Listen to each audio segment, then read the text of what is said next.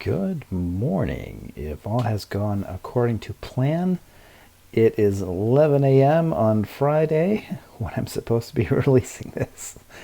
It's a little earlier than that for me right at this moment, but you just make time as you can. So I hope you all are doing well. I am doing okay. As I briefly mentioned last week, my intention was to go into the B.I.T.E model, which is a way to determine if something is a cult. There is a person named Steven Hassan. He was actually in a cult himself in the Moonies years ago, and he escaped from that. Good for him. Let me try that again. Good for him. And he has a website called the Freedom of Mind Resource Center, where it goes into detail about the different aspects of cults.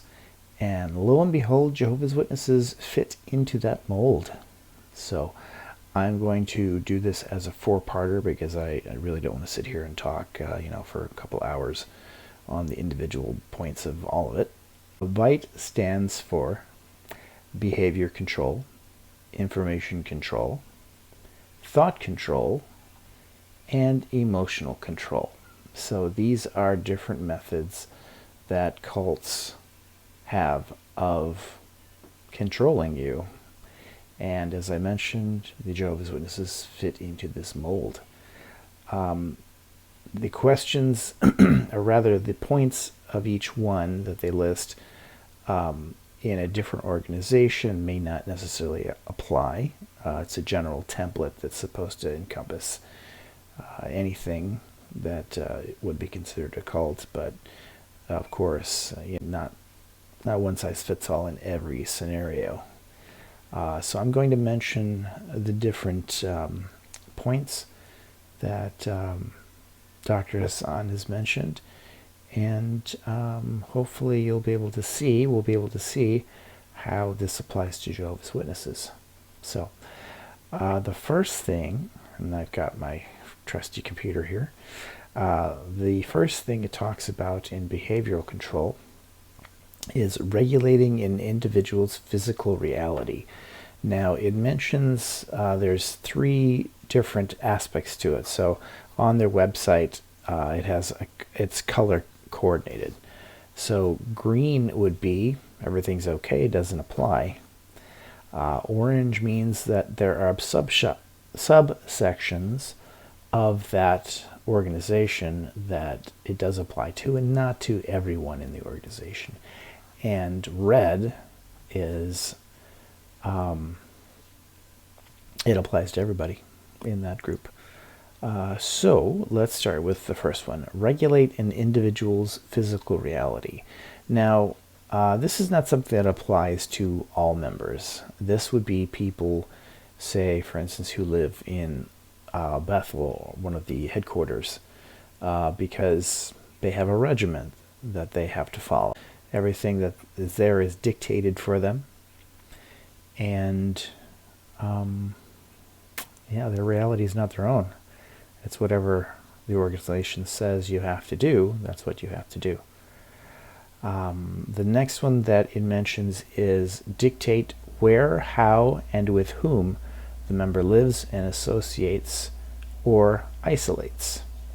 Now this applies to all members of Jehovah's Witnesses, because notice it says isolates. So that's going to be in the case of shunning, disfellowshipping. But it also says where, how, and whom the member lives and associates. So you are told as a Jehovah's Witness that you are supposed to stay away from people of the world. You have to have dealings with people from the day-to-day. You do business and you encounter people on the street. But as far as close associates, people that you would consider friends, that's a big no-no. For instance, kids in school, they're not supposed to say, my friend. They would be my classmate, because you're not supposed to have them as a friend. They're just people in the school.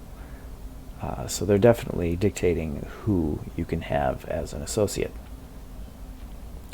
The next one it mentions is dictate when, how, and with whom the member has sex. Well, that's kind of a given. That's anybody in the group. You obviously have to have sex within marriage, in the Jehovah's Witnesses. Also, it has to be between a man and a woman. So anybody who is gay, anything other than heterosexual male and female, that's all out. So they're definitely dictating who you can sleep with. The next one it mentions is control types of clothing and hairstyles. That is one that applies to all. You're supposed to dress a certain way. It's funny because you look at illustrations and you look at videos from jw.org, and pretty much you never see jeans unless they're working. So if there's kind of a look of people who are off the clock, so to speak. So these ones have generally like khakis or something. They might be wearing a collared shirt. They're not going to find too many t-shirts in the illustrations and in the videos, because they want you to have kind of this weird casual look about you. But that's not how people necessarily want to dress. It should be fine to dress however you want, but if you were to go to a gathering wearing like a rock t-shirt or something, you're going to get kind of a look. If you're a sister who is going to go to a gathering and you're wearing, I don't know, something other than a nice dress, they might give you a weird look. They might give you a talking to. If you're showing a little too much knee, some shoulder, things like that. So they're definitely dictating the way that you dress. Where are we at here? Controls the type. Oh, I said clothing and hairstyles. Oh yes, sorry, hairstyles. My hairstyle currently would not be approved of. I'm trying to grow it out. I don't know. I started out as a lockdown thing where I couldn't really get to a barber or a hairstylist, so I kind of let it go. And then my wife's like, "I kind of like you with long hair." I'm like, "All right." So I embraced it. My look is sort of going for the John Wick sort of thing. Who knows? I may chop it off at some point, but for now I enjoy it, just kind of growing it out. Besides, when I do my little skits and stuff, I can take my band out and do all kinds of hairstyles and stuff for different characters. It's fun. Yeah, so that's definitely something that would not be allowed. Women to have a short haircut, they might not go over so well. Yeah, they definitely don't let you have. You kind of like, there's certain looks that are okay and other ones not so much. Let's see, where are we at here? Regulate diet, food and drink, hunger and or fasting. It has it as orange, so there is no really hard and fast rules what you can eat. Obviously, you wouldn't have blood sausage because the whole blood thing. So nothing with blood in it. But aside from that, eat whatever you want. If you're in Bethel, however, you kind of have to take what they're going to give you. So you don't get to choose what you eat. I think you can order pizza and stuff in your room, but they have a meal that everyone is supposed to attend to. I guess except for the people who are doing the serving. But yeah, they're going to regulate your food and drink. What else? Manipulation and deprivation of sleep. It's got it here as orange, so that's going to be a Bethel thing because nobody's going to really control your sleeping habits, the rank and file Jehovah's Witness. But I'm pretty sure if you are in Bethel and they were to notice you up at 3 a.m. playing video games or something, or listening to music or whatever, they might be like, brother, what are you doing? You're going to be tired and you're not going to be able to give your best in field service and do your duties and stuff. So they're going to have a problem with you, doing what you want as far as sleep. Now, they also have, I assume, certain time frames you got to do things. So maybe you have to get up at a certain hour. You have to go to bed at a certain hour. It says deprivation of sleep. So I'm assuming, I'm saying this because I was in a Bethelite. So some of these things I have to kind of take the word on it because it makes sense. They're going to control your sleep because you're basically in a compound doing work for them. And they want you fresh. Or they have something they need you to do, so they're not going to let you sleep. Makes sense? Okay, moving on. Financial exploitation, manipulation, or dependence. Also orange. When you're in Bethel, you're not making any money. You have a little bit of a stipend just to get you by so you can buy a few things here and there. You're basically a company man or woman. You're not going to make a bunch of money that you're going to put away.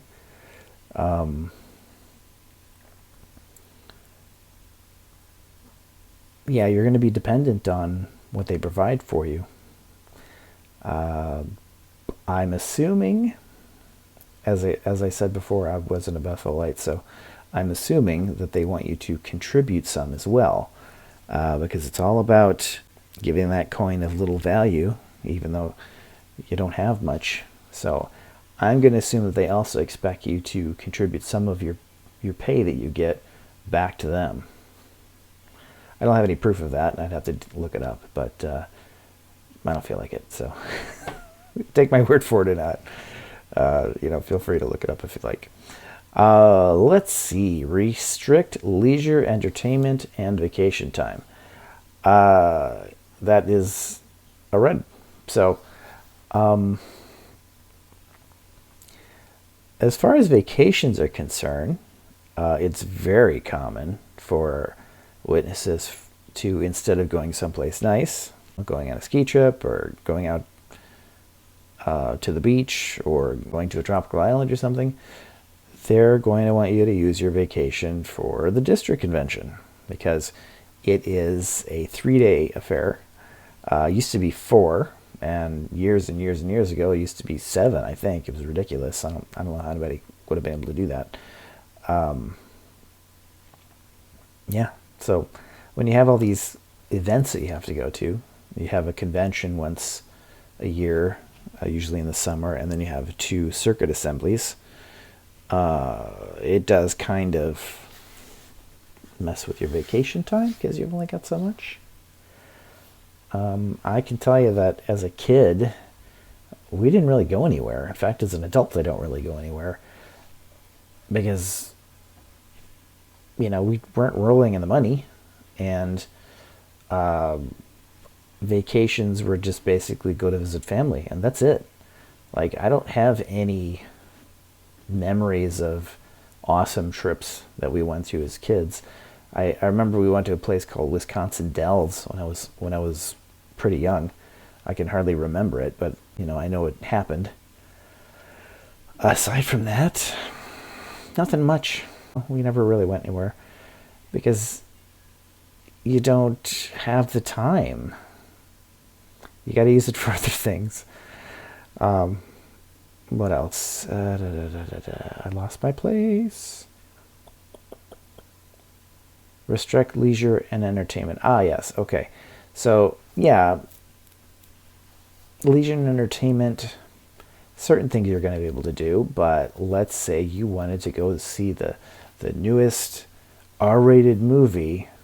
Well, there's going to be a problem if somebody catches you going to see this R-rated movie because that's a no-no. You're not supposed to do that. You want to go to the casino? Heck no, that's not going to happen. So there's certain things they're going to prevent you from doing. You don't have that freedom. You're held to the rules. Okay, so that covers that. Major time spent with group indoctrination and rituals and or self-indoctrination, including the internet. That's a red. That means everybody. Major time spent with group indoctrination. Yeah, definitely. And rituals and that sort of thing. Self-indoctrination. So that is saying regularly going to the meetings and being spoon-fed this spiritual food, being expected to do research on your own. But of course, it's research only within the confines of the Watchtower organization's library. They don't want you to go elsewhere. On the internet, there's only certain places you're going to be able to go because they don't want you to, under any circumstances, do any research that is in opposition to what they teach. Because that'll ruin your faith. Yep. Because your faith is based on lies. So it's really easy to ruin something that doesn't really have any bones to it. Right? Let's see. Permission required for major decisions. That is an orange. So that is saying in Bethel, you're signed up. You're a volunteer there. So you can't just be like, I'm going to go on a road trip. See you in a month. They're not gonna go for that. You're basically stuck by their rules and by their schedules. So they definitely, for major decisions, you have to follow their rules. Thoughts, feelings, and activities of self and others reported to superiors. Thoughts, feelings, and activities of self and others reported to superiors. Ah, yes. So that has to do with the whole, I spotted my brother doing this. You can't do that. You need to talk to the brothers. If you don't, I will. So, yeah, it's the whole culture of snitching on your brothers and sisters when you see them do something. Also, if you're guilty of something, they want you to tell them about it in great detail, whatever it is. They want to be able to control you. They want to put you in your place. If there's I've seen lots of instances if there's some sort of a sexual sin, they want you to talk about it, and it's going to be real uncomfortable because they're going to ask you all kinds of questions that you really don't want to talk to three strange white dudes. Typically, it seems to be white dudes, although it's not always. There's definitely people of other ethnicities that are elders, but it's pretty common to find that setup. Okay, what else have we got here? We're getting there. We think we're about halfway through now. I lost my place and I need to find it again.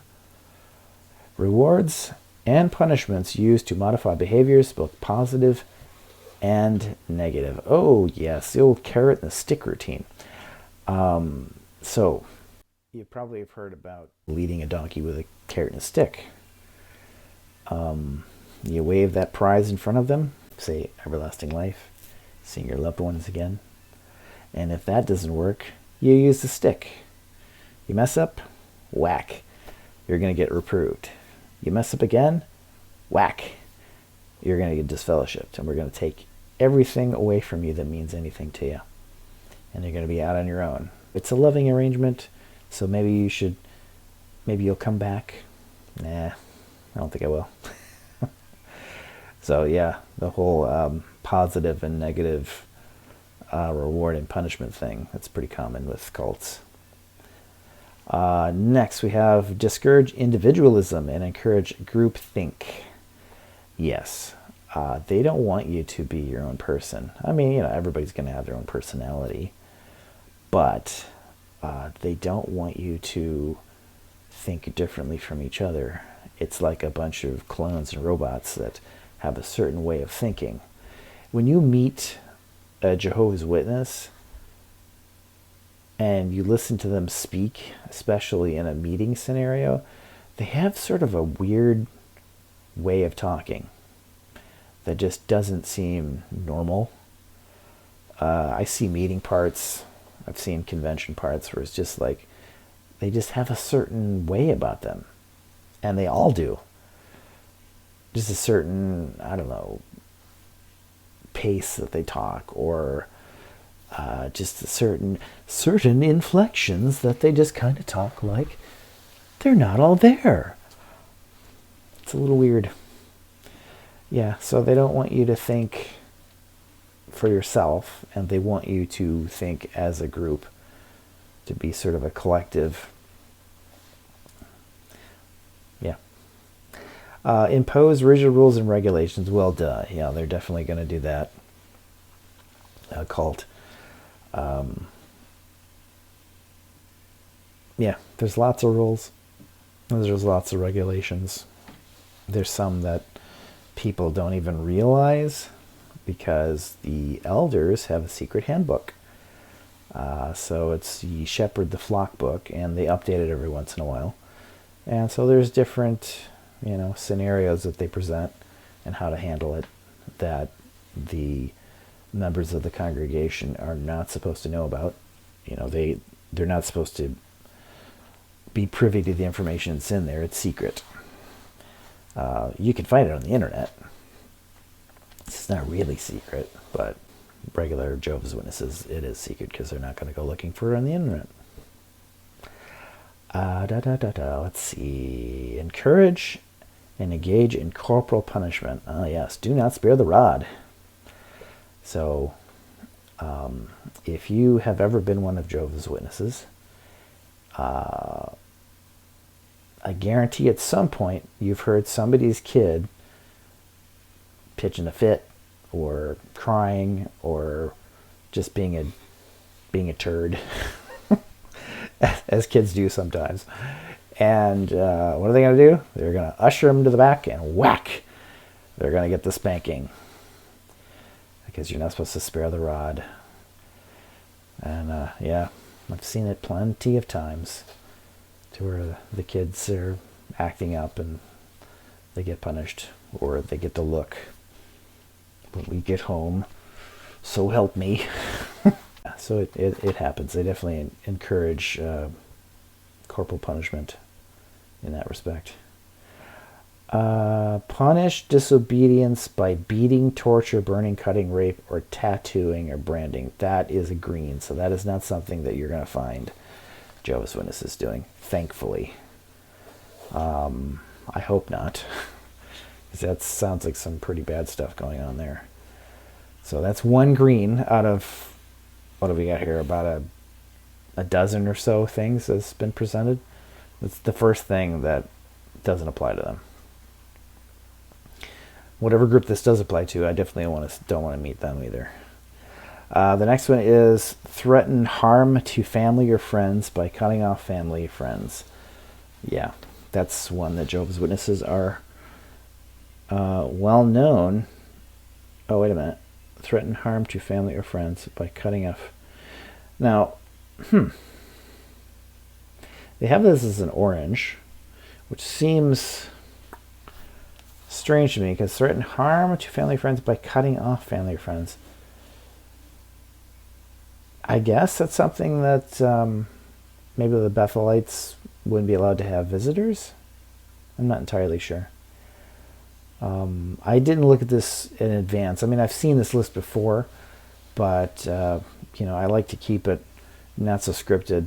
It's a conversation that I want to have with you. So, I have it here because I'm not going to remember it all, but I also don't want to be, this is the way it is, because that's boring. Yeah, so, I guess that's a Bethel thing, or, yeah. Okay, the next one is forced individual to rape or be raped. Thankfully, not one that happens with Jehovah's Witnesses. That is a green. Again, whatever group that is, yikes. And the final one is instill dependency and obedience. And that is red. So that is something that occurs with all Jehovah's Witnesses. They are trying to make obedient servants. And they want you to be dependent on them. So you're not allowed to form friendships outside of the organization, because when they go to cut you off, they want you to be dependent. You won't have anybody to fall back on. You don't have a circle of friends. So if you're thinking of getting out, work on forming some friendships outside the organization before you do anything. It's going to be so much easier if you have some people that you can talk to, that you can depend on, that are not Jehovah's Witnesses, because those witnesses are definitely going to cut you off and you're going to have nothing, and it's going to be tough. So that appears to be all for the behavior control according to the B.I.T.E model as applying to Jehovah's Witnesses. Next week we will talk about information control, and I can see a lot of red in here, a little bit of green, some orange, mostly red though, so it's definitely things that apply to Jehovah's Witnesses. Thank you for sticking it out this long on my presentation. I hope that you've been enjoying what I've been putting out here. I've gotten some positive feedback from people, and I appreciate that. I love to hear people's thoughts, and it's encouraging to when people say thank you and for what you do and that. I'm not really looking for thank yous per se, but I do appreciate them. It's nice to feel wanted. I'm going to try and work on keeping these fresh and interesting, and I want to do some more skits and things. I've been working on those. Even while I'm doing TikToks, occasionally I do them landscape. Oh, this is a note that I need to print out something. My Palm Pilot on landscape, so that it's better for YouTube. Because it's what I enjoy, making little skits. I have some ideas for a series, so we'll see how that goes. I know that I have some things I need to work on. I have a habit of saying because I counted the last video. I think I said it like 40 times. I don't know. It's just a thing that I do. Something to work on, brother. For your next meeting part, we're gonna move you on to not saying Oh well. It is what it is. I'm just me. I thank you all for watching, and I hope you have a great day. I appreciate every one of you. Please pass me on to your friends and your family. I'm looking to get as many people as I can talk to.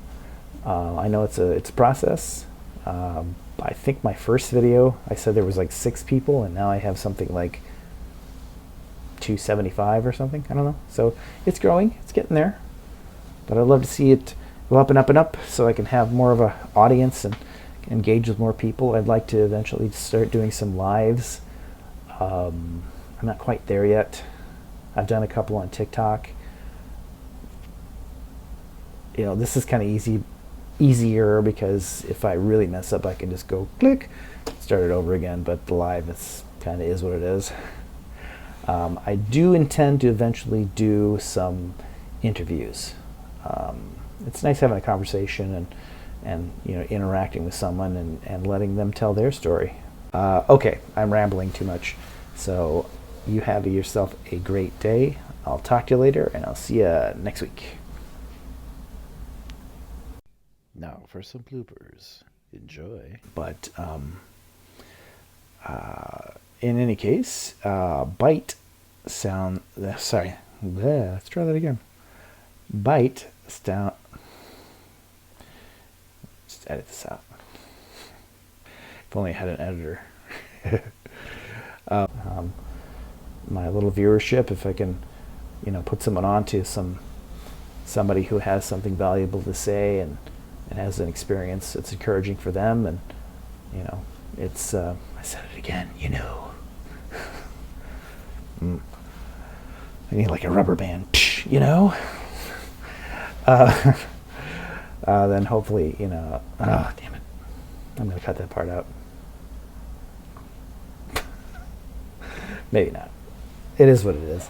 I may not edit any of this, so you can just see the process of my mind oh, you know, you know, um,